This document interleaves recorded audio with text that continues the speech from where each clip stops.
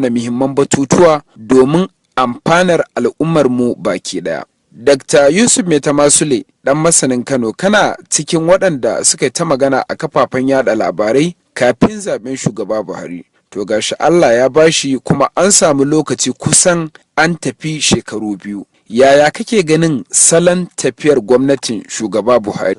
Babu shakka kafin a zaben Buhari mutane da yawa a ɓangaren ƙasar nan na arewa, a ɓangaren arewa suna ta fata Allah ya kawo mana canji, domin sun lura irin halin da suke ciki.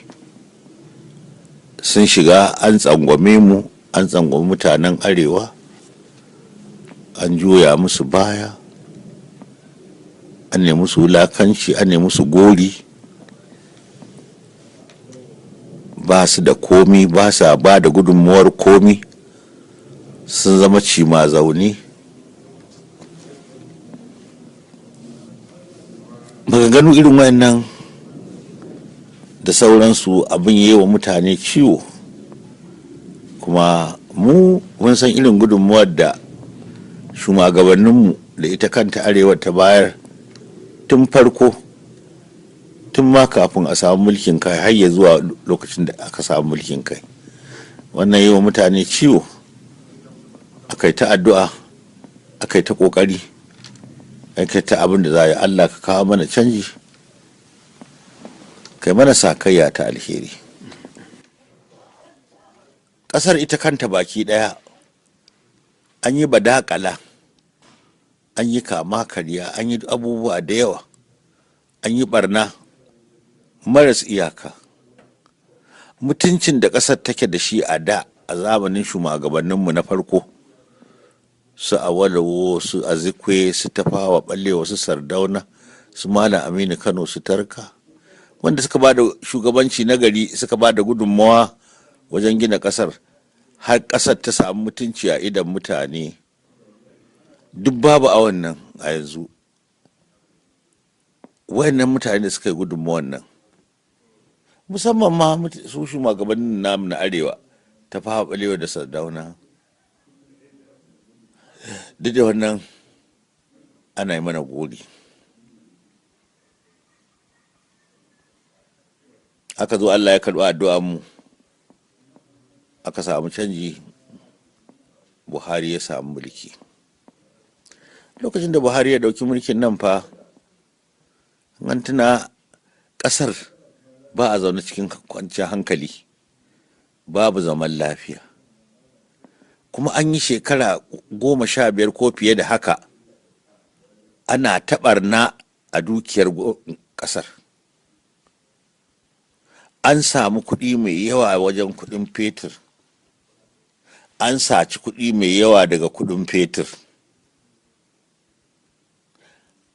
Buhari ya zo, Allah Ubangiji ya canja, ya kawo Buhari, mulki ya komo hannun mutumin arewa. Addu'ar mutanen arewa ta amsu. Allah mun gode maka. Sai fatan Allah ka iya mana da iyawar karkaba mu da iyawanmu. Lokacin da Buhari ya kama, ya zo ya tarar da abubuwa. Muhimmin abu guda shine rashin tsaro da rashin zaman lafiya a ƙasa, ko ba shi ba ne? Rashin tsaro da rashin zaman lafiya, kana kwance a gida hankalinka a tashi, kana tafi akan titi hankalinka a tashi,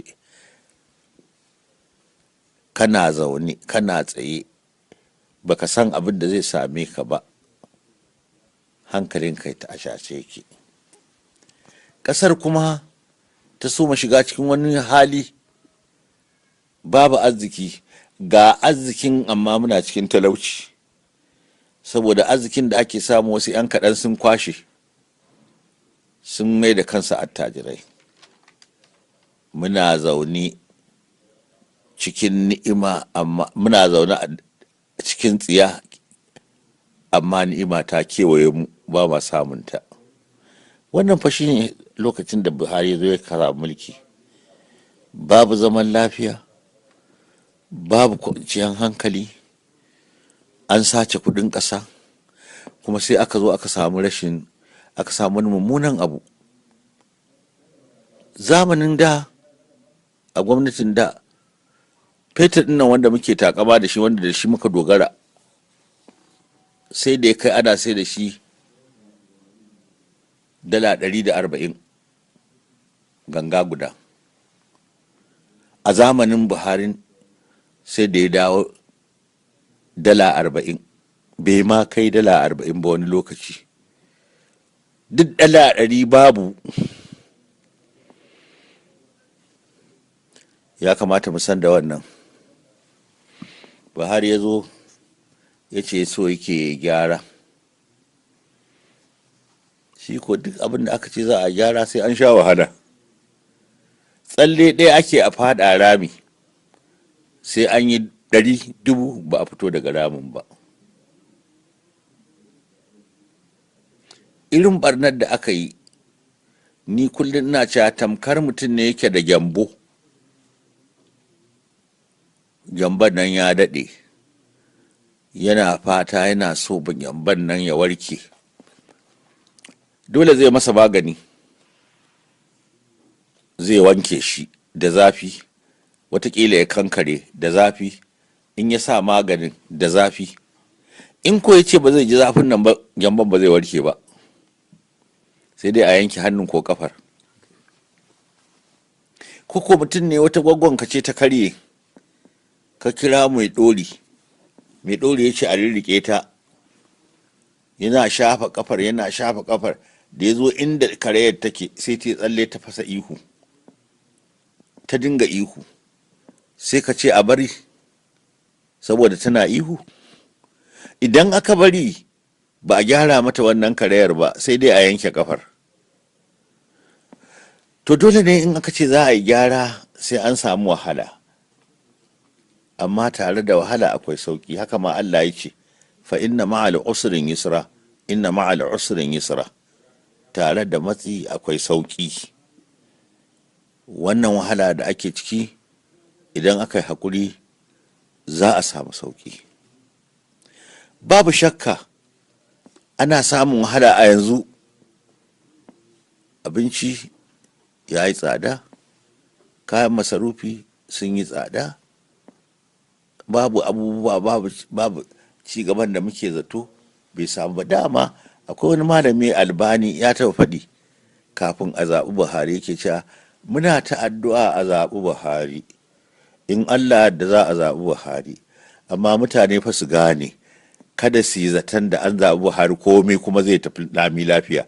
Yace sai an watakila ma yi shekara 4 da zai yi na farko ana ta neman gyara kafin a samu sauƙi da jin daɗin al'amura.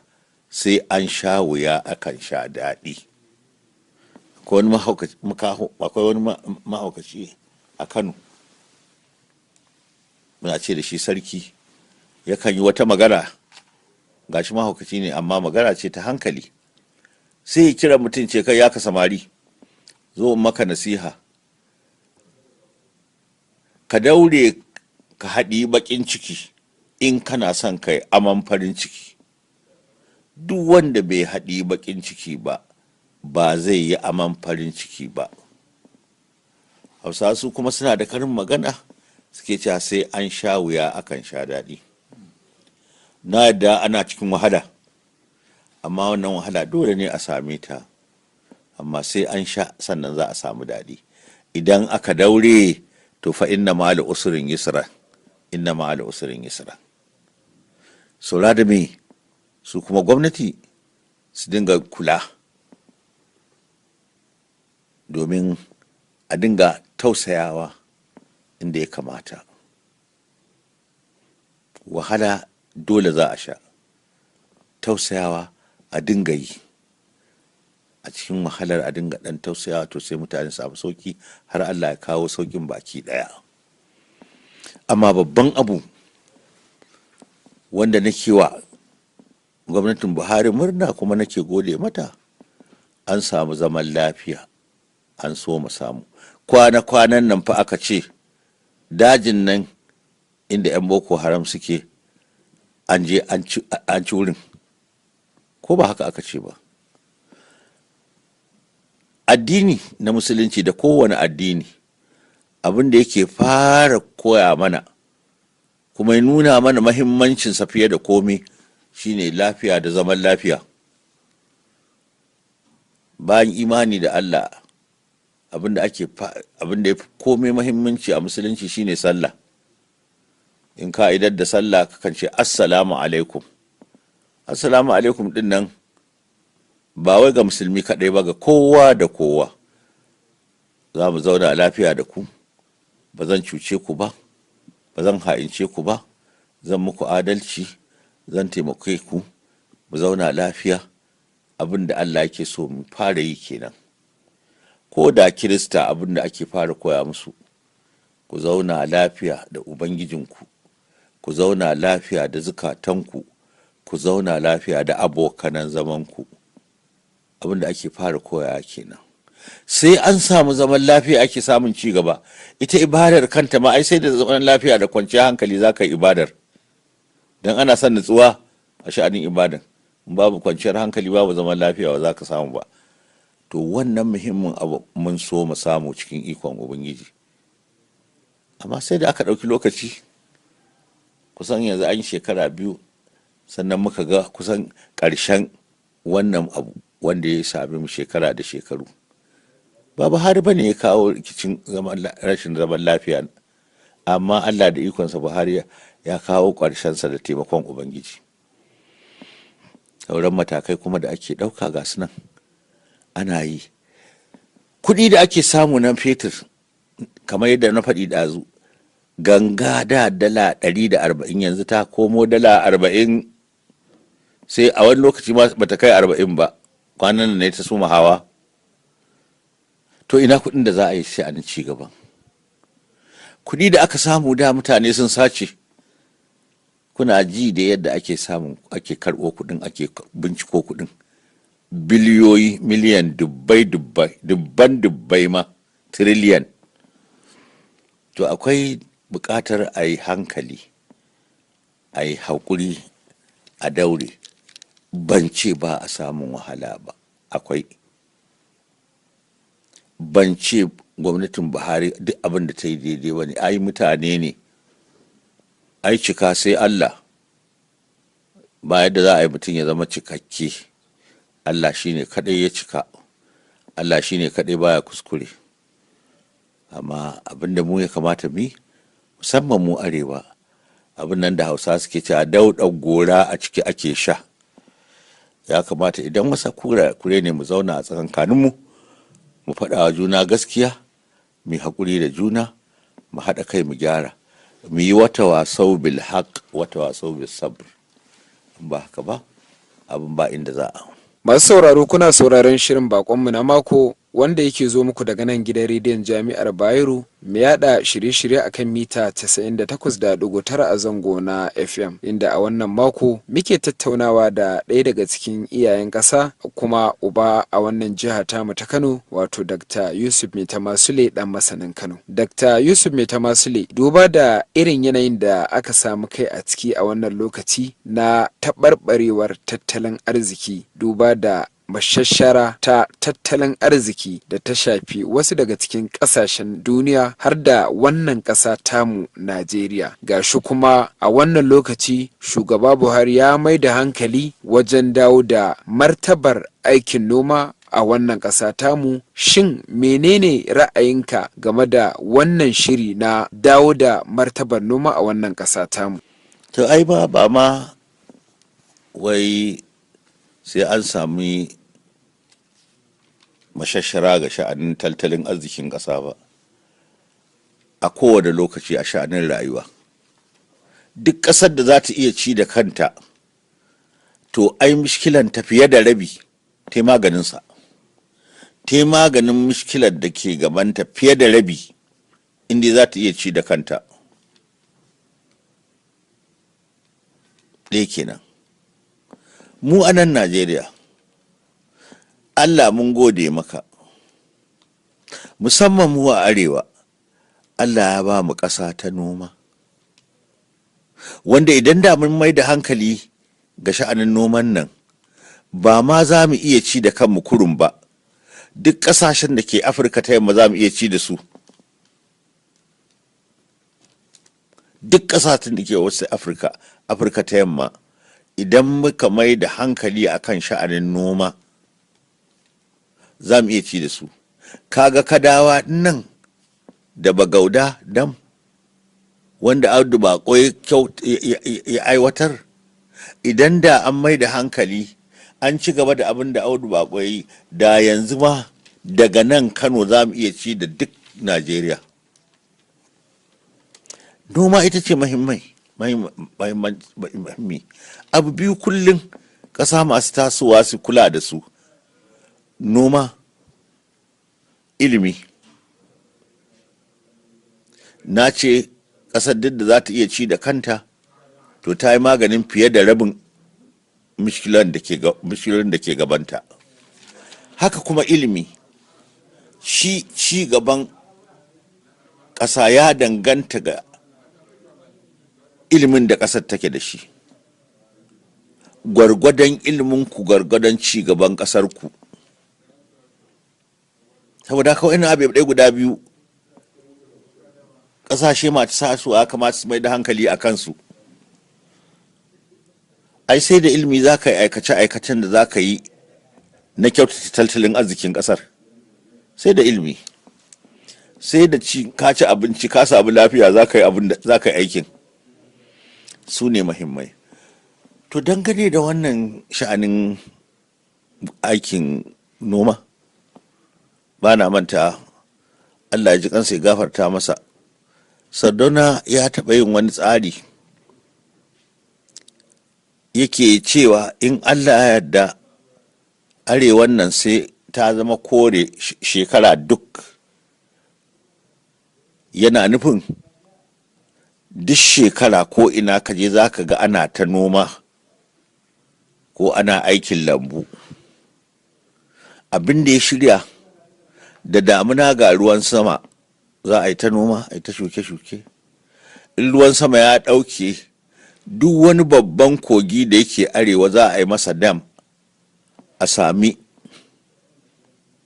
noman rani. Ga noman rani da rani, kaga kore. Ga noman damuna da damuna, kore. Wannan abu ya an shirya shi. Ai wannan tsarin da ya shi Audu Bako ya gani, ya zo ya ɗauki wannan ɓangaren da ya shafi Kano, ya aiwatar da shi, da yake shi kuma Allah ya nufi mai son sha'anin noman ne, kuma yana da sha'awar abin, kuma tsayayye ne. Shi ne aka yi kadawa ɗinnan, kuma aka yi bagauda. To wannan tsarin da Sardauna yi, mun sha faɗi, da gwamnoninmu na arewa za su ɗauke shi, su karkaɗe, su gyara, su yi aiki da shi, to da yanzu duk barazana da gori da ake mana ma na mai da bai taso ba. To za ka ci mai ne, ko za ka sha mai? Ai dole ka ci abinci. Kuma mai ɗin nan zai fa ƙare wata rana, amma fa noma fa zai ƙare ne? Ba zai ƙare ba.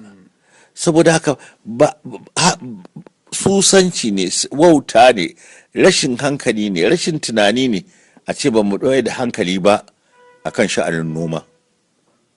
Noma shi ne kaɗai makubutanmu, domin wata rana man nan zai ƙare. In man ya ƙare, me za mu dogara da shi? Da taɓa yin tafiya, da taɓa zuwa Ghana. Mataimakin shugaban Ghana yake faɗa min, ce kaga mun samu mai, amma mu ba za mu yi abin da kuka yi ba. Tun kafin mu so mu samun kuɗi daga man nan, mun tanadi abin da za mu yi da kuɗin. Ce za mu mai da hankali akan noma da ilimi da tsaron ƙasa. Za mu ware wasu kuɗi saboda tanadin gaba, ko da wani lalura za ta samu, sannan kuma mai sauran ayyuka. Mu a nan lokacin da muka samu man ma, sai kurin muka yi ta garaɓasa. Mai ya zama mana alheri, mai ya zama mana sharri. Alheri ga kuɗi, inda mun yi aiki da hankali, wannan kuɗin da muka samu za mu iya kyautata arzikin ƙasar. Ai da an mai da hankali an yi tunani ba sace kuɗin aka yi ba, da yanzu Najeriya ta zama Dubai. To sai zamana ga alherin da muka samu na kuɗi, sai kuma muka yi sharri. Mu ne tura 'yan matanmu su je Paris a gyara gashinsu, su je London su yi sayayya, su tafi New York su yi hutu. Mu ne sai wa 'yan mata dogayen motoci, ko mun mu saya mu ta tuka su akan hanyoyin da ba su da gyara. Mu ne yin manyan gidaje, fadoji, kaga mutum yi gida ƙasaitacce shi kadai, gidan kamar mutum 100 ne zai zauna, duk da kuɗin sata na mai.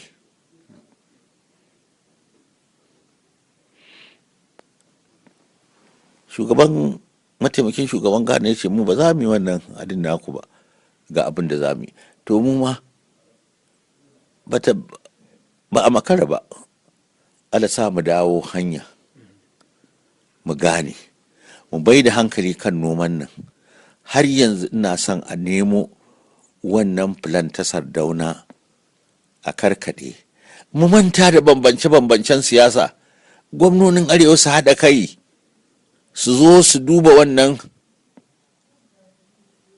Ai zamanin jamhuriya ta farko muna da wani council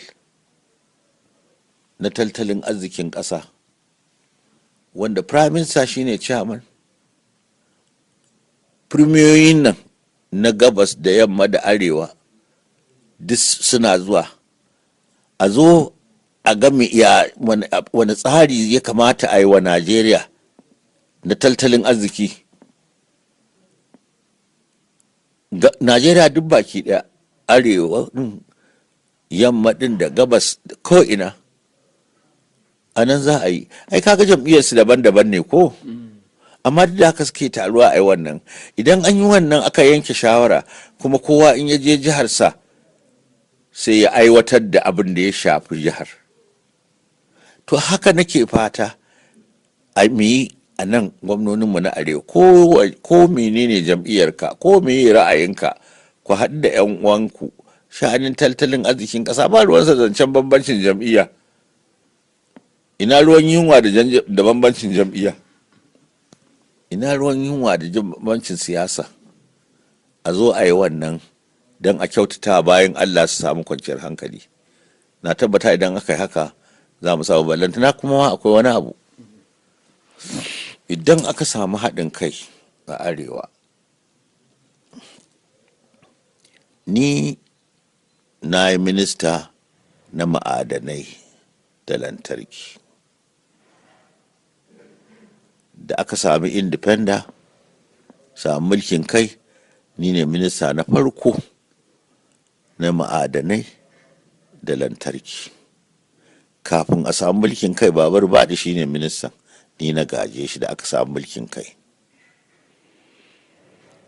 Ni ne ministan mai fetur ɗin nan na farko, kuma na daɗe, na shekara 7 a wurin, tun daga 1959 har zuwa 1966 da aka yi aka yi juyin mulki na soja. Na san abin da Allah ya ba mu daidai gwargwado a nan arewa. Tun a wannan lokacin na san, kaga fetur ɗin nan muna da shi fa arewa, wallahi na san haka tun a wancan lokacin.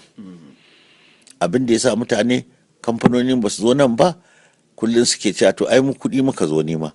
Idan muka zo arewa muka samu mai, akwai, amma sai mun sha wahalar sa bututu tun daga nan har zuwa bakin teku. Ga tsada sa bututu, ga hatsarin za a iya zuwa a yi barna da sauransu. To ga mai kuma a bakin teku, sauƙin mu fito da shi, sauƙin mu sa shi a jirage, sauƙin mu aika da shi waje. Wannan shi sa ba su mai da hankali ba. Amma na san muna da mai, muna da gas. duk a yankin arewa. A yankin arewa nan wajen Jigawa nan da bangaren Kano wani wuri muna da gas, muna da dinari daga wajen Nijar nan har zuwa wajen Sokoto. An ce da mu ma dinarin da muke da shi ya fi na Afirka ta kudu, South Africa. Muna da deman a wajen ririwan Kano. Muna da farar wuta uranium wanda ake yin nukiliya da shi a wajen Gombe, da kuma abin da ake yin siminti a nan wajen. A wannan dai wajen Gombe ma ana zaton akwai fetur. Can wajen ma Borno akwai fetur. Muna da wani dutse mai tsada tantalite a wajen Bauchi, ga kuza a wajen Plateau. Allah ya ba mu wa'annan. Abinda muke bukata haɗa kai, mu tattara hankalin mu wuri ɗaya, mu kawo tsari wanda za mu yi aiki da shi, da mu ma za mu kasaita. Allah ya sa mu gane, Allah ya sa mu hakan. Ai noma a bai da hankali. To abin da na lura a yanzu, na ji shugaban ƙasa yana maganar noma. To alhamdulillahi, Allah ya sa wani ya faɗa min, ya ce ai ya lura abin da aka ware wa noman bai kai ya kawo ba, amma sai wani ya ce da ni, ai ita noma haƙƙin gwamnatin tarayya ce, haƙƙin gwamnatin jihohi ce. Saboda haka abin da aka shirya za a yi haɗin gwiwa da gwamnatin tarayya da gwamnatin jiha, a zo a kyautata noma. Kaga ai a Kebbi sun fara yanzu, shinkafar da ake a Kebbi, idan Allah ya taimake mu, wannan shinkafar za ta isa mu duk Najeriya nan gaba. Wajen Kwara su ma sun so mai. A nan ma Jigawa akwai wuri wanda yake ana noma, mutane sun soma tafiya wurin. Noman alkama idan muka tsaya nan Kano da Jigawa, za mu iya ci da duk ƙasar nan Gaba ɗaya cikin ikon Ubangiji. Saboda haka abin da ake bukata a tattara hankali wuri ɗaya. Ni fatan da nake yi, mu daina ɓacin juna da yawa. Idan akwai wani ya ɓaci, na da za a samu kurakurai, ai mutane ne mu zo mu yi irin abin nan da Hausa suke cewa dauɗa gora a ciki ake sha. Mu taru mu faɗa juna gaskiya, mu gyara, kada mu nemi burgewa. Ai idan kai ta surutu, kana magana, kana zage-zage, ai ba gyara kake so ba, ko so kake ka more, a ce ai bani ba ya iya, bani ba ya tsoro. Amma idan gyara ne, ai sai ka iya ka faɗa mutum, kai masa maslaha. Ai duk mutum da ka sani, ai mutum ne ba aljan ba, za ka faɗa masa, ai dole ya saurara yau da kullum, sai ya saurara. Muna da buƙatar mai tunani. Ban ce abubuwa suna tafiya yadda mutane suke so ba. Mutane suna cikin wahala, gaskiya ne, amma kamar yadda na ce da farko, sai an sha wuya aka sha daɗi. Kuma ya zo ya tarar da wahala. Dole sai an sha wahala kafin a fita daga wahalar. Dr. Yusuf Maitama Sule dan masanin Kano, a duk lokacin da aka tashi yin wani taro akan shugabanci na kware, har yanzu dai ana ba da misali ne da irin su sa Ahmad Bello Sardaunan Sokoto da sa Abubakar Tafawa Balewa, kuma wasu na ganin har yanzu shugabanninmu ba su kama hanyar wancan layi na koyi da su ba. Shin yaya kake ganin wannan batu, ko kuma wani irin kira za ka yi, ko kuma wace shawara za ka ba wa su shugabanninmu na yanzu domin koyi da irin halayyar waɗancan shugabannin namu? Kafin yin kira, laifin na shugabanni ne da mabiya. Ita dai sallah daga liman take ɓaci. Idan mutane suka zama nagari, sai mabiya, shugabanni suka zama nagari, sai mabiya su zama nagari. Amma kuma a cikin halin da muke ciki, su mabiyan su kokari su zaɓi nagari. kai zancen Sardauna da Tafawa Balewa, Allah ya gafarta musu. Kullum na faɗi, da za a ɗauki rayuwar Sardauna a yi aiki da ita, da duk wahalolinmu da mishkilolinmu na siyasa, na tattalin arzikin ƙasa, na zamantakewa da addini, da mun shawo kansu. Sardauna, mu ɗauki shanin addini. Sardauna jikan Shehu Usman dan Fodiyo ne radiyallahu anhu, wanda ya zo ya jihadi, ya zo ya kawo tajdidi.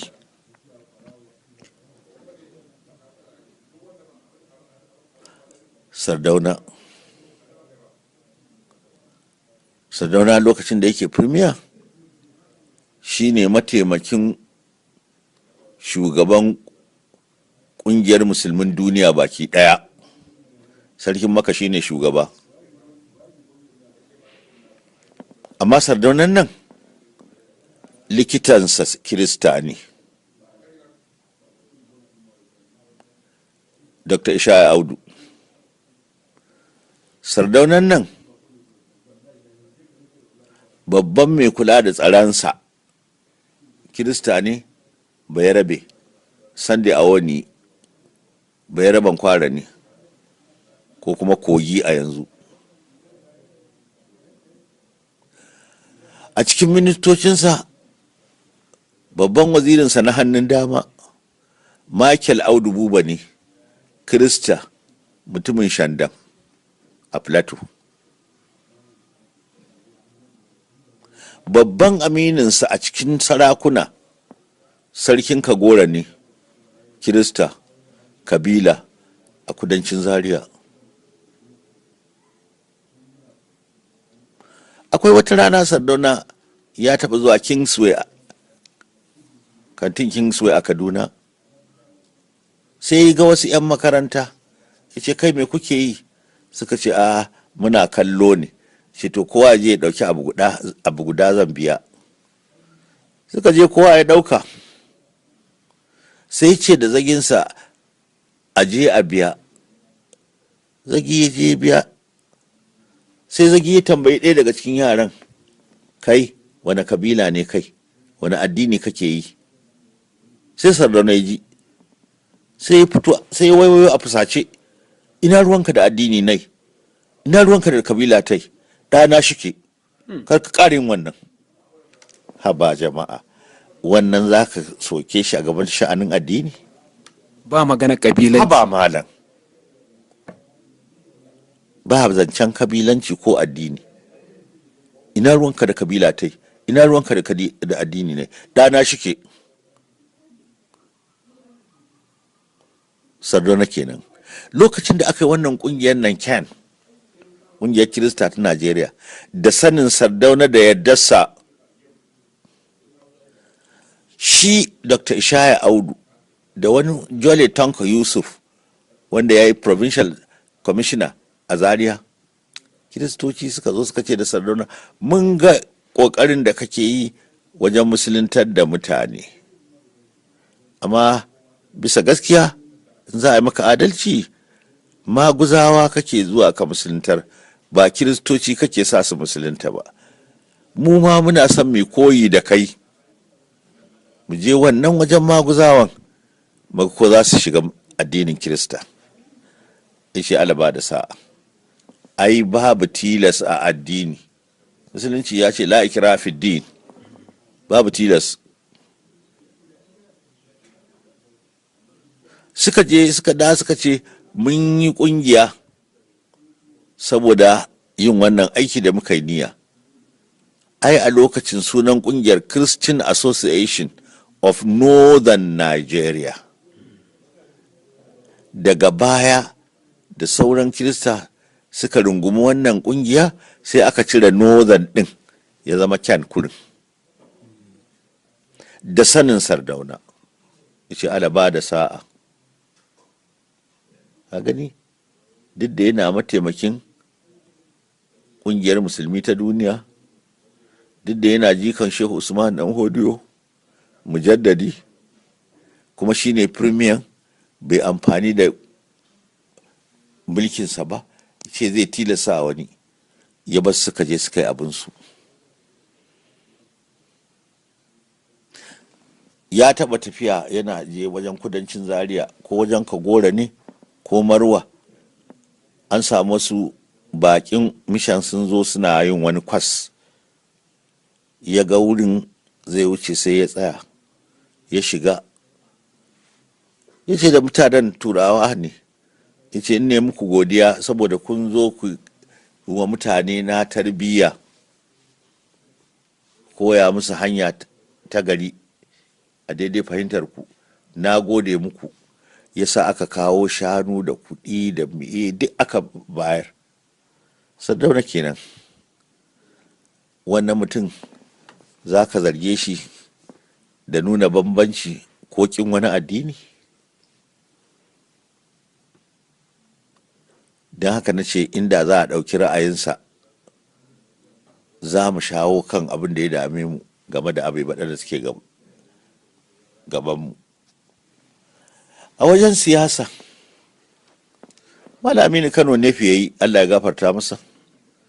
Nefin nan ƙawance ta yi da NCNC, jam'iyyarsa a Zukwe, jam'iyyar Ibo. Akwai Tarka, JS Tarka, ya yi jam'iyyar UNBC. UNBC ɗin nan ta yi ƙawance da Action Group, jam'iyyar Yarbawa.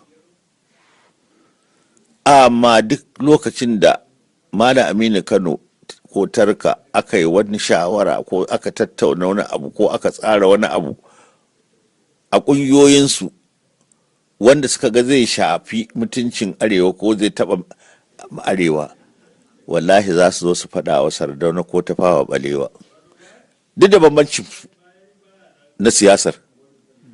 Malam Aminu Kano ne zai je Kaduna ya lacca ya soki gwamnatin ta Sardauna ta NPC, idan suka taso zai da gida sai ya tsaya ta gidan Sardauna, a je a faɗa a Sardauna ga Malam Aminu Kano ya zo, ko yana bacci sai ya tashi ya taho, su shiga ɗaki su kulle, yaran Malam Aminu Kano suna gunaguni a waje, yaran Sardauna suna alatsi ne.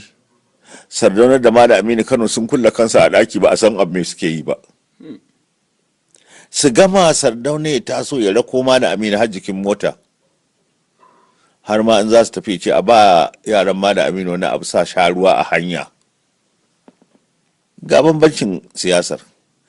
Tarka idan ya samu wani abu sai ya zo ya samu Sardauna, gafa abin da ake ciki a hankali, mun yi kulle-kulle, za a yi kaza, za a yi kaza.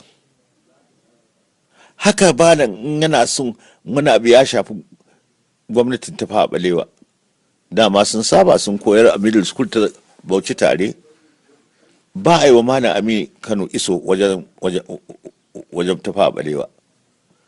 Da ya je kudin sai ce a faɗa prime minister ga nazo. Wani lokacin ma prime minister sai ya loko sai ce a'a Molotov, yana kiransa Molotov, shigo, su zo shi faɗa masa su yi maganganunsu. Duk da bambancin nan na siyasa, akwai mutunci da zumunci tsakaninsu. Haka ake yanzu. Ba a zagin juna, a share ba a yi. Tafawa Balewa dai da Sardauna da takunsu a kai, ba mu taɓa jin suna yin ashar ba. Malam Aminu Kano a sani na da shi ban taɓa jin yayi alfasha ba, yayi ashar. Ballanta na zage-zage na cin mutunci da sauransu. To don Allah don Annabi, idan aka ɗauki wannan hali na Sardauna da irin su Malam Aminu Kano a zamanin Sardauna, ba za a sami samun daidaituwa ba a sha'anin siyasar mu, a sha'anin tattalin arzikin ƙasa. Sardauna yana cewa ba a gudu da susan duwawu.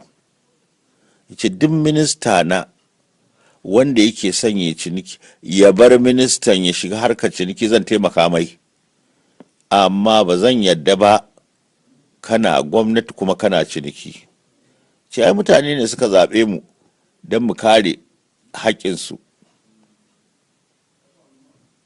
kuma mu zo mu ga romo a cikin harkin nasu abin nasu mu yi rubda ciki a kai, ce wannan ba adalci ba ne. Wato sai dai mutum ya yi abu ɗaya. Sai dai kai ɗaya. Ko kai harka aikin gwamnati ko kuma kasuwanci. Ko kai kasuwanci. Amma ba za ka yi ba. Ai akwai wani daga cikin ministocinsa sai ya gidan sai da mai a Kaduna, aka faɗa masa ce wallahi ko dai sayar da gidan man nan ko kuma ya bar masa ministansa. Tumin dole ya sayar. Ba a gudu da su duwawu. Idan mutane suka zo za su saka jari ko za su kafa wata masana'anta, sai ya ci suwaye masu yin wannan sana'ar, sai a ce a gari kaza akwai suwa na kaza, gari kaza akwai suwa na sace a kiransu, sai hada su da waɗannan bakin to ga waɗannan baki sun zo su yi sana'a irin taku ta zamani, gashi nan na hada ku da shi, kar ku ba mu kunya, kar ku ba mu kunya, me za ku samu, me za ku kawo mun, ba su taso ba. Ga yaron gidana ko ɗana ko ƙanan matata zan hada ku da shi, ba ruwansa da wannan. Masu sana'ar su zai hada su da waɗannan da suka zo, bai ci haƙƙinsu ba, ya yarda da kowa ya tsaya inda Allah ya tsaye da shi. Ai ma Allah ce ai fastaqim kama umirt, tsaya akan inda aka umarce ku. Sardauna kenan. Sardauna yake cewa ni fata na in na mutu a ce ne wa jama'a aiki, ba na fata a ce na tara dukiya, an samu dukiya mai yawa bayan rasuwata. To a nan za ka ga laifinsa wajen tattalin arzikin ƙasa. Yanzu me ya kawo rikicin? Ba kowa gafiya na bakin ki yake so yi ba. Ba a tunanin ƙasa sai tunanin aljihu. Kuma tunanin ƙasa ya kamata a ce an sa a gaba. To wannan tunanin mazan jiya kenan, su tafa ɓalewa, su Sardaunan, su zikin su Awalawan, su Aminu Kano, su Tarkan. Ba sa tunanin aljihu sai dai tunanin ƙasar, me zai wa ƙasar kyau. Akan wannan za su manta da komai, bambancin addini, bambancin kabila, bambancin siyasa, duk sai a manta a tattaru. Ai shi sa a wancan lokacin jamhuriya ta farko Najeriya take da mutunci a idan mutane, saboda akwai shugabanci na gari. To kaji Sardauna kenan. Wajen zamantakewa, za ka je gidan Sardauna, ka je ka ga yana zaune, akwai da direbansa da sakatare da fabanin sakatare da minista da wani abu mininsa, ana zaune ana hira a ci abinci tare a wurin. Da shi Sardauna? Da shi. Kai ku fita za a ci abinci, Sardauna zai ci abinci. Ba Sardauna ba ne. Za ka ga laifinsa. Sardauna ba ce kalma talakawa fa ba amfani da ita. Mutane na wai kalma talaka yana ganin kama akwai wulakanci. Wato ba zai ce talaka ba. Ce mutane na, don saboda kalma talaka kan ta nuna wulakanci a wajen mutum. Yau wanda wata rana Sardauna ya je muri Jalingo, sai ya tafi wani ƙauyen mumi, arna ne. An je kifa campaign, da ya tashi je sai ce ya tafi da kayayyaki da zannuwa da riguna.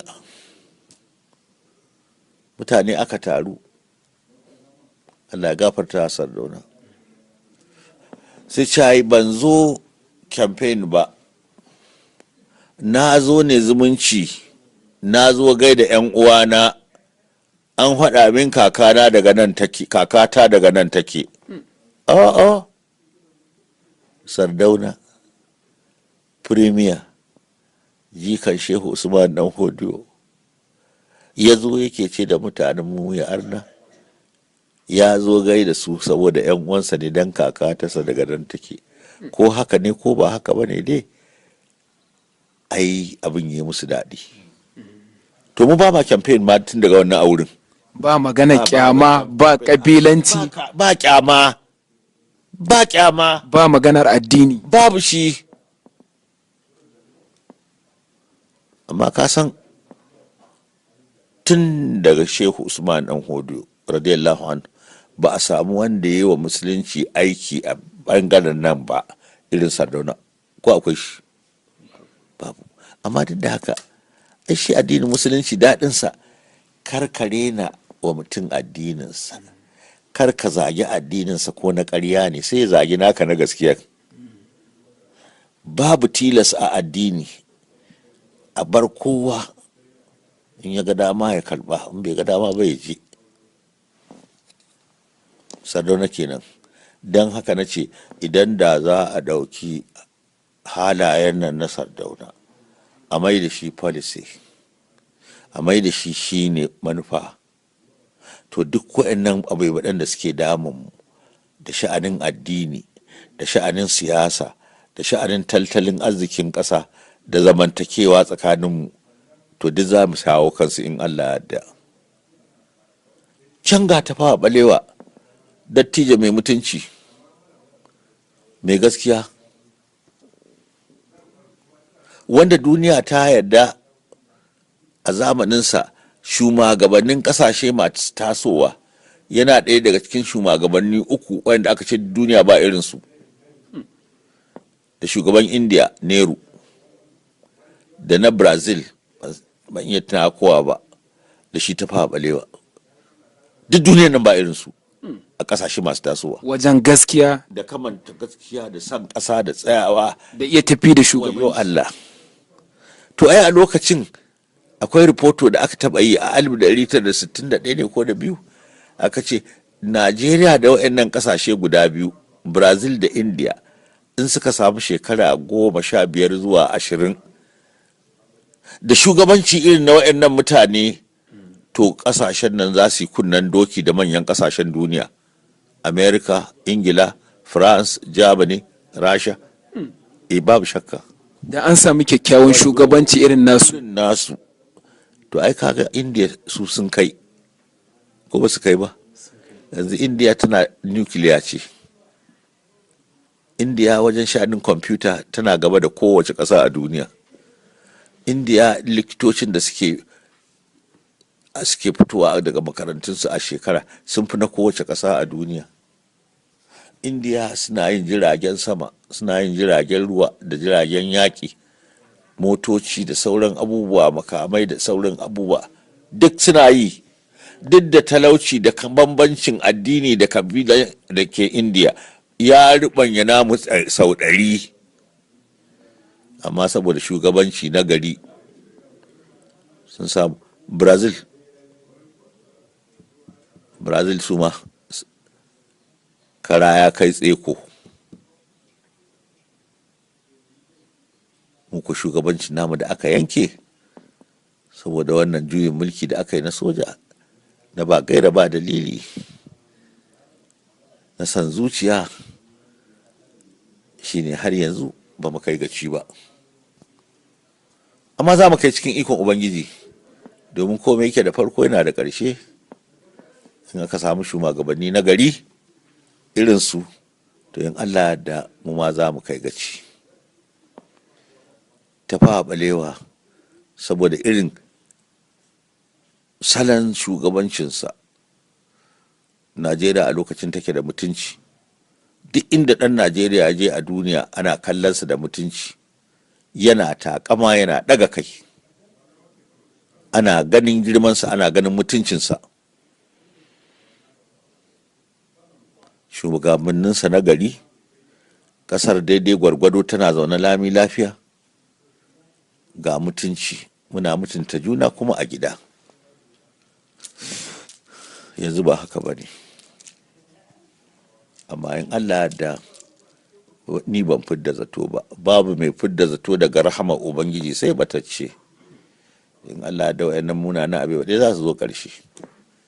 To gudunmuwar da wayannan malamai su kansu irin su zik da awalau, duk da bambancin siyasa da addini da kabila, ai an haɗa kai.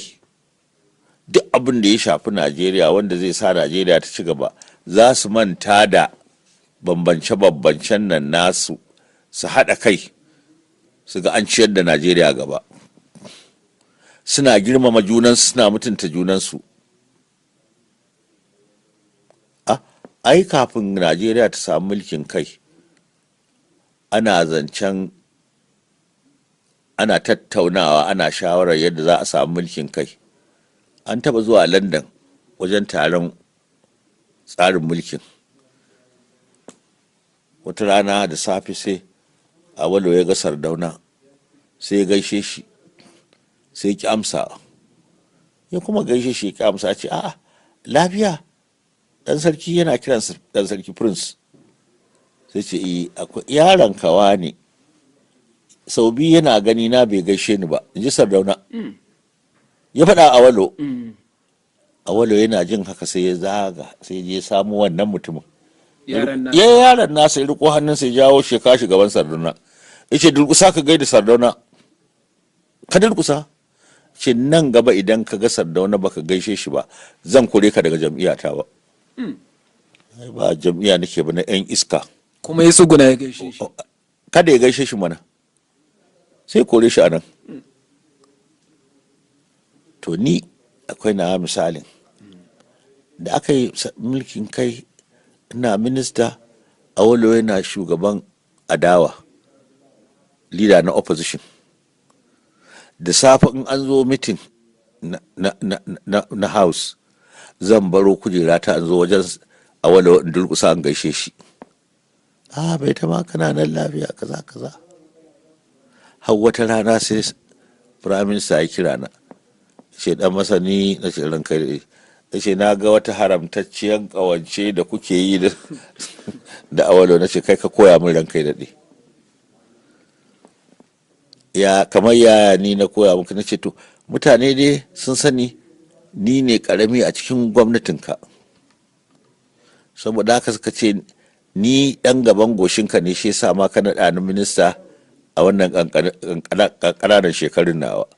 Shekara ta 29 ya mun minista, kuma ya nuna yana so na kwarai. Kai din nan an san ka dattijo mai mutunci. Idan na yi rashin kunya ga wani babba sai a ce kai ka sa ni, kuma ba halinka ba ne. Sai ce Allah ya maka albarka, ka ci gaba da abin da kake. Ka ji fa. An taɓa samun rashin jituwa tsakanin shi Dr. Azikwe da Dr. Mbadwe. Dr. Azikwe yana shugaban ƙasa, kuma shine shugaban NCNC. Dr. Mbadwe shine shugaban ministocin NCNC a gwamnati, wanda muka yi ta haɗin gwiwa da su. Sai aka bata da Azikwe da Mbadwe. Aka kori Mbadwe daga NCNC, aka kore shi daga minista. Ta faɓalewa sai ya ƙirƙiri wani makami a ofishinsa, ya naɗa Mbadwe. Ya ce shi ne mai sasanta abubuwa a Africa, liaison officer. Ba a taɓa yin wannan makamin ba, haka kurin ya ƙirƙire shi. Wasu da suka tambayi prime minister sai ce mutum kamar Mbadwe, babban mutum kuma wanda ya samu gogayya, bai kyautu a yada shi ba, ya kamata a yi amfani da abin da ya sani. Ashe ba haka ba ne kurin, yana son ya samu lokaci ya daidaita tsakanin Mbadwe da Dr. Azikwe. Prime Minister ta faɗi ya dinga kaiwa da kawa tsakanin Mbadwe da Azikwe, sai da ya daidaita tsakaninsu, aka shirya, aka bai da in ba da NCNC aka mai da shi minista. To abin tambaya a nan, ta fa balewa iba ne, ta fa balewa NCNC yake. Kaga bai tunanin shi kenan tun da yake sun bata barin daɗa farraka tsakaninsu don ni in samu amfanin abin. Najeriya yake dubawa, ba jam'iyyarsa ba, ballantana shi kansa. Abin da duk zai zama wa Najeriya barna baya so. Haji mutane na Allah, sauran mazan jiya, Allah ya gafarta musu. To abubuwa irin wa'annan in mutum yana tunanin sai ya ji takaici. Abubuwa sun taɓare. Najeriya a wannan lokacin duk da yake akwai abubuwa nan da can, wannan fitina ta taso, wannan rigima ta taso, amma cikin ikon Ubangiji sai ka ga mun shawo kan abin, saboda shugabanninmu suna da kyakkyawar aniya. Ai kafin a samu independence an yi rikicin batu da aka kawo na a yi mulkin kai a 1952, wanda Chief Enahore ya kawo, ce lalle a ba Najeriya mulkin kai yanzu. Mutanenmu suka ce a bari sai lokacin da ya dace. Wannan bai wa mutanen kudu daɗi ba, aka shirya aka yi ta jifan mutanenmu da zage-zage. A wannan karan sai da aka rako su da 'yan sanda har zuwa Kaduna. Wannan shi ya ka dalilin tashin hankali riot da aka fara yi na siyasa a Kano riot da ake cewa. Domin bayan wannan abin sai aka turo a Kintalawai ya zo ya lecture a Kano, ya bayyana a mutanen arewa cewa wakilansu ba sa son a samu mulkin kai. Kuma mutanenmu suka ce wannan lecture ba za a yi ta ba. Wannan dalilin ne aka samu wannan riot din. Aka yi kashe-kashe bayan saboda wannan riot din, amma daga baya aka manta, aka zo aka so tattaunawa yadda za a samu mulkin kan. Suka haɗa kansu a yi taro a Najeriya, a je London a yi taro, har Allah ya sa aka yadda akan dai a bari sai Oktoba 1960. An samu tashin hankali wajen ƙidaya census a majalisa a 1950 ko da 8 ne, ko da 6 ko da 8. Abu kamar ƙasar za ta wargaje.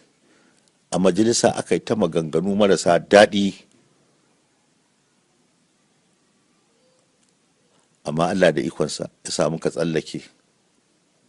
Ba na manta Prime Minister ya zo ya magana ba ta wuce minti 5 ba.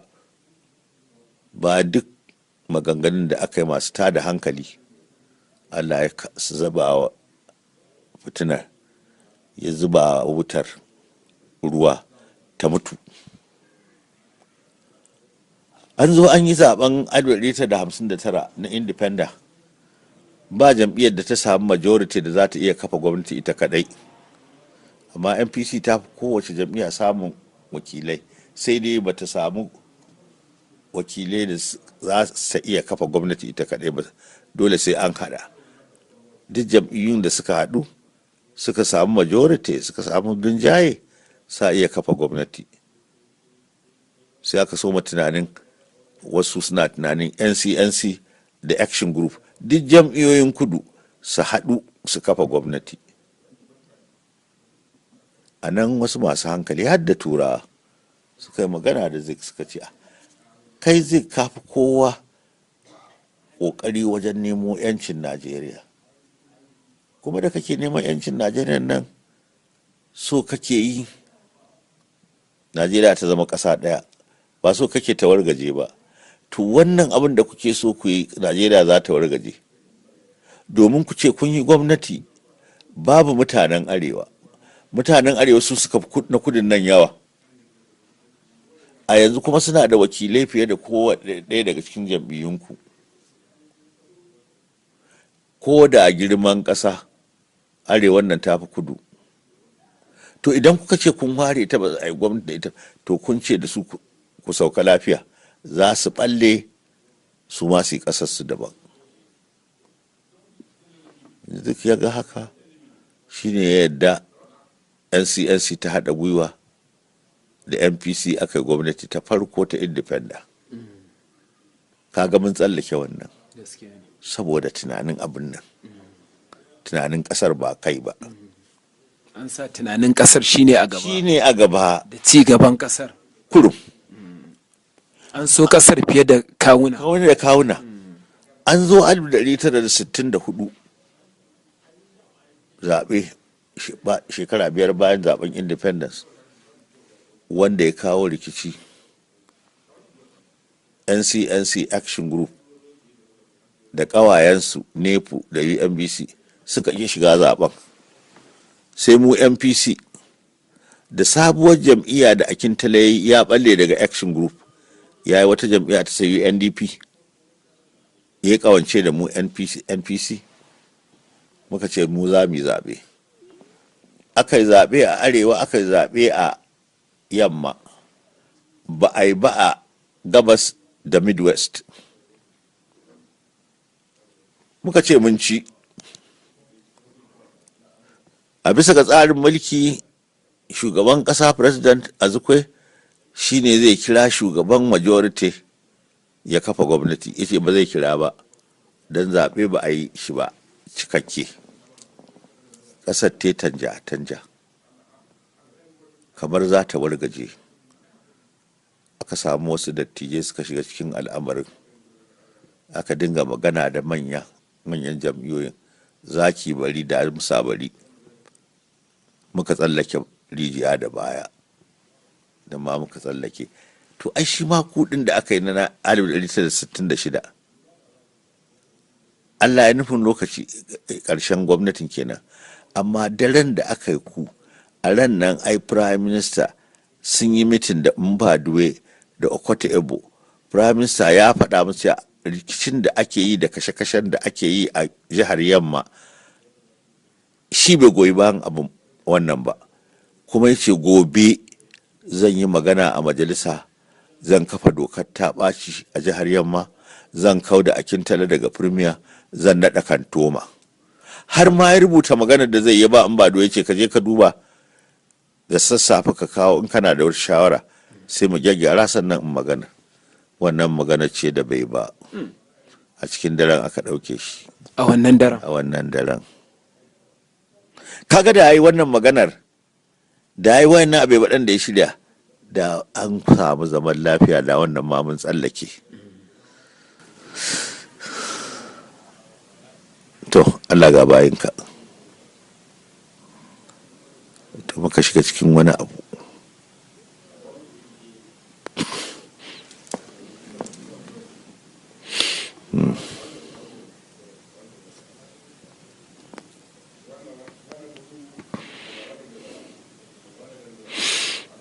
Haka Allah yake. Allah mun tuba.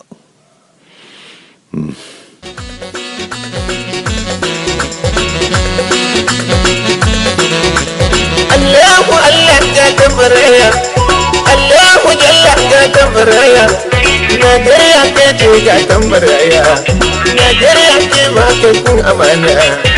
Da shehu sai mutu ya bar wasiya, sa Abubakar sai da ya bar wasiya, Sardauna ya mutu ya bar wasiya, Kamar Murtala ma ya bar wasiya, Janar Abbas ya bar wasiya, Janar Abbas ya bar wasiya. Har ya ce su biliyan ku rike amana, ya ce wa kowa ya rike amana. Ya samari ran duniya, yan mata ran duniya. Dr. Yusuf Maitama Sule, a baya akwai wani mafarki da kace kayi wajen ci gaban ƙasa tare da dawo da martabar ƙasa. Shin wannan mafarki naka za mu iya cewa ya tabbata ko kuma ya ɗauko hanyar tabbata? Ya ɗauko hanya. Ɗazu na faɗa maka na ce duk da ƙasar yadda take, farkon jamhuriya muna zaune lafiya, muna ganin mutuncin juna, hatta ma a gidaje iyali suna zaune lami lafiya. Rashin mutunci ya yi ƙaranci, kwaɗayi, rashawa da sata ba su zama ruwan dare ba, gidan kowa da akwai. A wannan lokaci ana zaune lafiya daidai gwargwado. Yanzu abin ya zama saɓanin haka, ya zama kishiyar haka. Amma duk da haka, kamar yadda nake cewa, babu mai fidda zato daga rahamar ubangiji sai ɓatacce. Abin da dai aka ce ya samu farko to zai samu ƙarshe. Allah ne ba shi da farko ba shi da ƙarshe. Don haka nake cewa in Allah yadda za mu samu ƙarshen wannan abu. Don haka nace ina mafarki, na yi mafarki in Allah ya yarda ƙasar nan za ta samu haɗin kai na gaskiya ingantacce. In Allah da a mafarki na ga mun gina tattalin ƙasa mai ƙarfi wanda a ko'ina a duniya a iya alfahari da shi. Mafarki na ya nuna mun samu haɗin kai da siyasa ta gari mai mutunci, yadda sauran ƙasashen Afirka za su daɗa ganin girmanmu da martabanmu. Mu yi abin nan da Allah ya nufe mu yi musu jagoranci.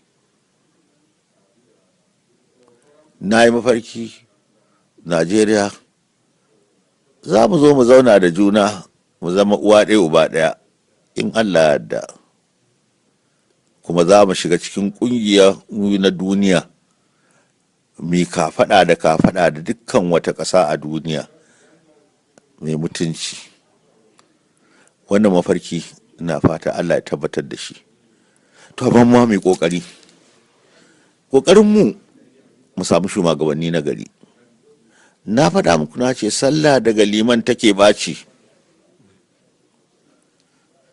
Idan muka samu shugaba na gari mai adalci, domin mulki yana tabbata da adalci ko da kafirci, amma baya tabbata da zalunci ko da musulunci. Shugaba na gari adali, adalcin nan shi zai kawo zaman lafiya da kwanciyar hankali. Zaman lafiya da kwanciyar hankali shi zai kawo ci gaba, mutane su samu aikin yi. Ba za a samu masu zaman kashe wando ba, inda duk ka samu mutane suna zaman kashe wando to abokin hirarsa shaidan ne, sai su ta tunanin barna. Shugaba na gari wanda ya kawo adalci, aka samu abin yi, za a kau da wannan zaman kashe wando din. Shugaba na gari, don haka kullum nake addu'a Allah ka ba mu shugaba na gari, shugaba ba shagaba ba, shugaba ba mahandimi ba. Ka ba mu shugaba. Idan aka samu shugaba na gari, duk waɗannan abebaɗan Allah da za su shawo kansu. Ka samu shugaba adali zai bai kowa haƙƙinsa. Ka samu shugaba na gari wanda zai mai da hankalinsa wajen kyautata rayuwar mutanen, ba kyautata rayuwarsa ba shi kadai. Ka samu shugaban na gari ba kwaɗayi. Shugaba na gari wanda ba zai tsaya ya ce da zo kenan ba, babu gudu ba ja da baya, ba nufita. Ya san lokacin in yayi ya fice ya bar wa wasu. Wannan ba sai samu, sai jama'a sun yi kundin bala, sun ɗaura aniya, sun zaɓi shugabannin don su za su zaɓa. To a nan ne nake magana da matasa. Ku matasa, shugabancin nan naku ne fa, ko ana so ko ba a so, ku ne shugabanni na gari. Idan kuka yi tanadi mai kyau, kuka share hanya yadda za a sami gobe kyakkyawa, ku za ku gaji kyakkyawar gobe. Idan kuka tsaya wasu lalatattun 'yan siyasa makwaɗaita, azzalumai, marasa son ƙasar suka ba ku ɗan abu wanda bai kai ya kawo ba, kuka je kuka cusa su a gaba suka zama shugabanni, za su ɓata muku gobe, su kasaye gonarku. In kuka zo kuka zama shugabanni nan gaba, ku gaji ku zama shugabanni marasa mutunci a idan duniya, domin duk an zo da mutuncin ƙasar. Saboda haka abin naku ne, ku ne amsar, ku ne maganin barnar da aka yi, ku ne masu kau da barnar, ku ne masu kawo gyaran da yardar Ubangiji. Amma ina gargadi, kar abin ya shiga kanku ku ce wai ku kaɗai za ku iya. Mafi kyawun tsari shine a ce da matasa da dattijai. Ana buƙatar gogayya da hikima da daɗewa ta manya, ta dattijai. Ana buƙatar zabura da ƙuwa ta matasa. A tarihi na duniya duk abin da kaga ya yi nasara, to an haɗu ne da matasa da dattijai. Kar a rena dattijai. Jiya ita ta haifi yau, yau ita za ta haifi gobe. A dinga wani kirari sabon jini, to ni sabon jini fa burki garu ne, ba a hankali ba sabon yankan rake sai an doki garu a fada da kwankwaso. Kada a yi. Su kuma dattijai su gane haƙƙinsu ne. Ai duk uban kirki yana ce Allah ya sa bayana ta yi kyau, su yi wa bayan nan tarbiyya, abinda suka sani na gari su faɗa na baya, su dinga nuna musu kurakuran da aka yi, su dinga a da su nuna musu don su kada su yi, su kuma na bayan su yi biyayya. Hausawa suna da karin magana, laifin yaro ƙuya laifin babbar rowa. Idan yara ba su yi ƙuyar biyayya ga manya ba, manya ba za su yi rowar abin da suka sani ba gare su. In Allah da wannan mafarki zai tabbata idan aka bi waɗannan hanyoyi. Dr. Yusuf Maitama Sule, muna godiya kwarai da gaske. Kuma gashi mun shiga shekara ta 2017, wanda irin kira kake da shi ga ɗaukacin 'yan ƙasa, gwamnatoci, malamai, matasa, shugabanni da kowa ma da kowa, kuma wani irin fata kake da shi a cikin wannan shekara da muka shiga? Allah kar ka bar mu da iyawanmu, ka iya mana da iyawarka, ka kuma kiyaye mu da kiyawarka. Allah ka ba mu haɗin kai da fahimtar juna. Allah ka kyautata tsakaninmu, ka kiyaye shaidan tsakaninmu. Allah ka sa mu taimaka wa juna, mu girmama juna, mu mutunta juna, mu yi wa juna adalci. Allah ka ba mu shugabanni na gari. Ka sa dukkan abin da shugabannin za su kamanta gaskiya da adalci. Allah ka sa dukkan abin da shugabannin za su yi, ko suwaye, kowace jam'iyya suke yi, kowace kabila suke, Allah ka sa su kamanta gaskiya da adalci. Kuma duk abin da za su yi, Allah ka sa su yi domin ka, su bari domin ka. Allah ka ba ƙasar nan tamu lafiya da zama lafiya, ka kiyaye dukkan fitina.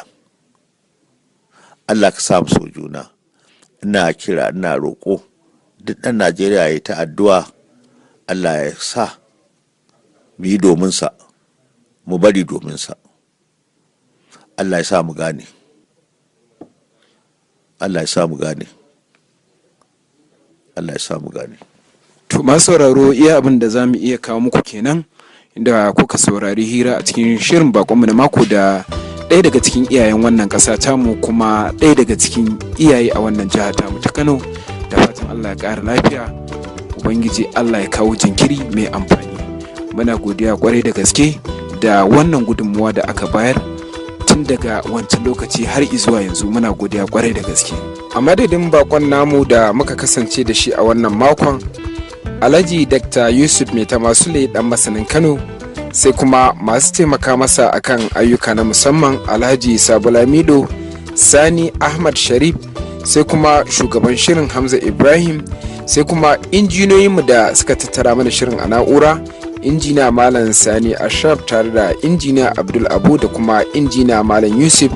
Bashir Anwar Fage ya sada ni da ku, sai kuma dan uwan aiki da muka kasance da shi Abubakar SD, ni da na gabatar baban gidan Musa Baba nake wa mai sauraro fatan alkhairi.